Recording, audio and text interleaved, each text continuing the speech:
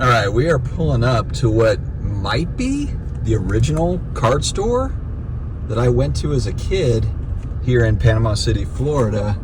It was in a shopping center like this, and it's called Instant Replay, this sports card store, and that sounds familiar, as if that could have been the name of the one that I went to as a kid. I just don't remember.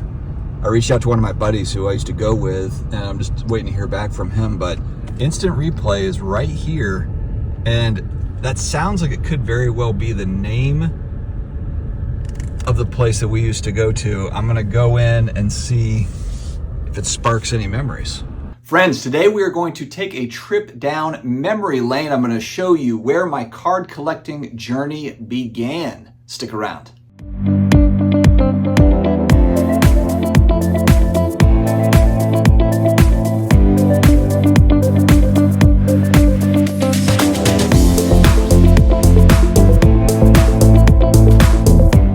Hello to all my sports card collectors, investors, all of my collectibles friends. We're back again. It's another day, another sports card video. I'm excited to be back.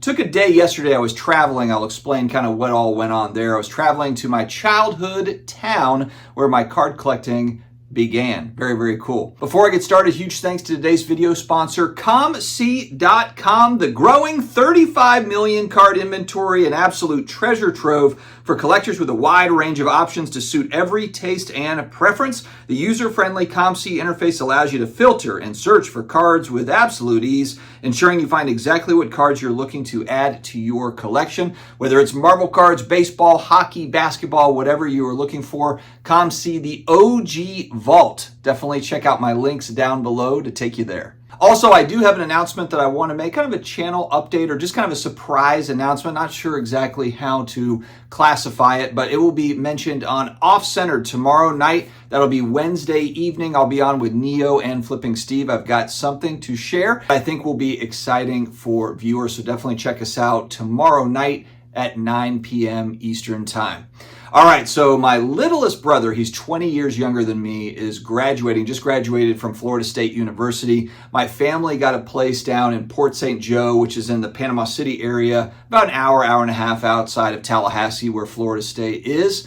And that happens to be where, when I was a kid growing up, this was actually 1987 to 1992, we were in Callaway, which is kind of the burbs of Panama City, one of the little kind of areas within Panama City, Florida. So we all got together down there to celebrate, and I was able to kind of venture off. I have not been there in so many years, like decades. I had not been back, so I wanted to go back to the old house where we grew up. My dad was stationed at Tyndall Air Force Base. I was actually born in Germany. Then he was stationed in England, lived in England for 5 years, and then we moved to Panama City, Florida.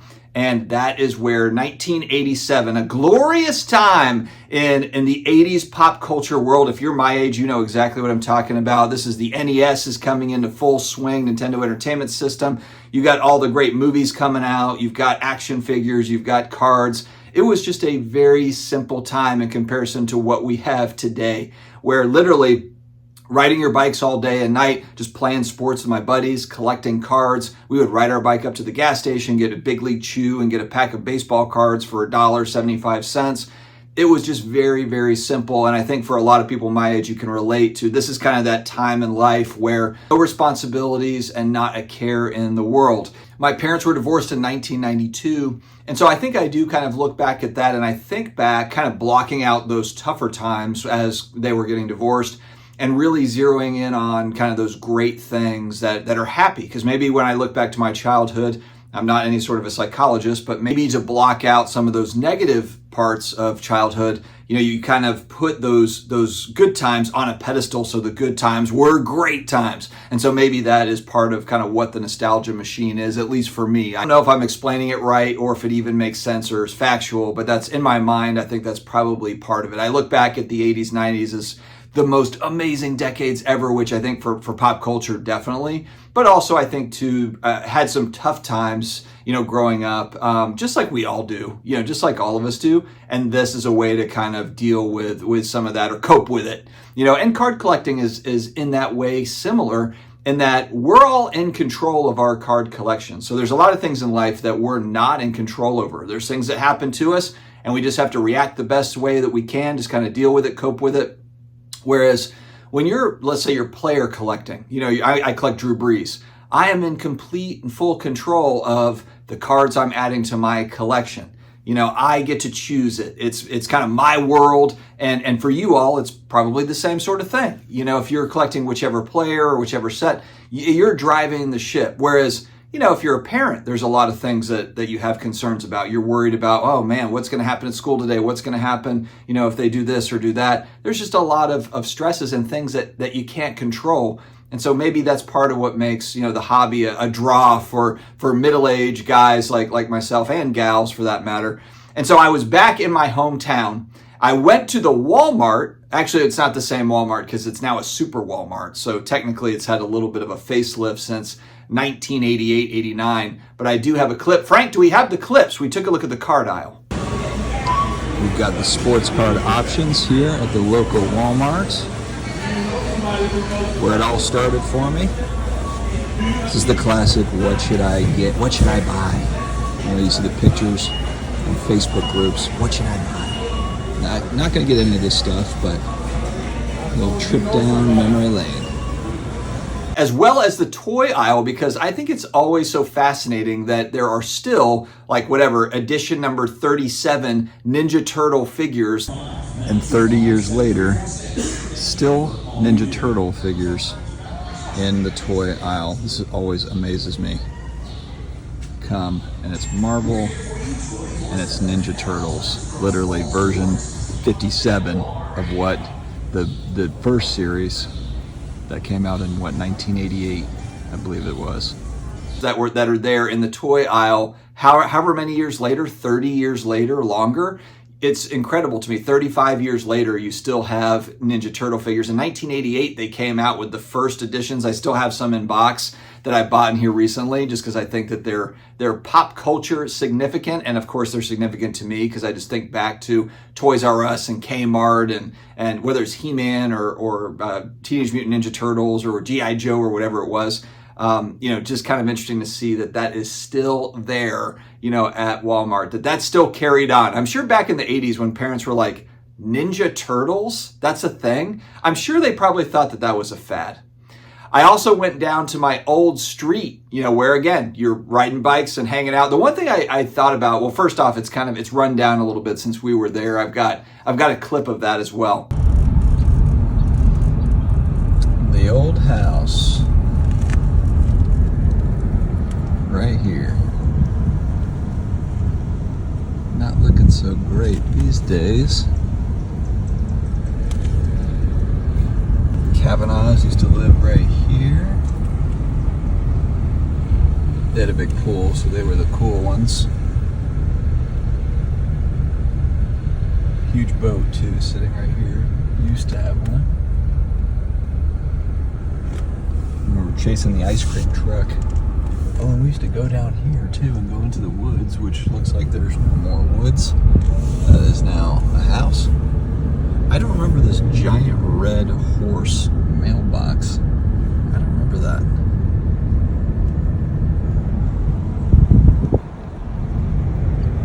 But also I remember the driveway being longer and just all of it being bigger. And when you're driving down there as an adult, you realize, wow, actually, it's a fairly small street. And even the street kind of goes up on a little bit of an incline. And I always used to ride my bike up and thinking oh man, this is a pretty decent incline. And it's really not. It's not that much of an incline. So I don't know. I guess when you're 7, you have a different perspective, with all that stuff. But I went there. I also went to a card shop called Instant Replay, which I thought could be the card shop that I went to as a kid because I can't remember the name of it. And Instant Replay kind of sounded familiar. They were around, but they were more on the Panama City Beach side, a little bit further away from where I lived. And the card shop, I talked to them. They'd been around, so they knew all the local card shops in Callaway where I was. And there was another couple of shops that closed down. And it was interesting to hear them talk. Shout out to Bobby. Bobby and his son talked to me. One thing too that was kind of funny is Bobby brought up YouTube. oh yeah, I watch some card stuff on YouTube. I was like, oh, do you watch YouTube often? The card shows on YouTube. And he's like, I haven't really watched over the last couple of months. And I was like, oh, well, I actually have a YouTube channel. And I told him the name, and he's like, you know what? I couldn't place where I'd seen your face. I thought maybe you were a customer, a recurring customer, but now, yes, I remember. I've seen some of your stuff on YouTube. His son had not watched any of the YouTube stuff. I think that's important though, because I've talked about it on this channel. And again, when you go to the national, yeah, there's people that know you and they, oh, hey, I've seen your stuff. But the majority of hobbyists don't really watch or care about hobby social media. They don't. They don't care about the 25-year-old vloggers. They don't care about the 43-year-old doofuses that just get up here and talk about some random hobby topic. They're just not really watching, paying attention. But Bobby gave some really great insights, kind of talking history, because they started their card shop going back, I think, 1986 or 87.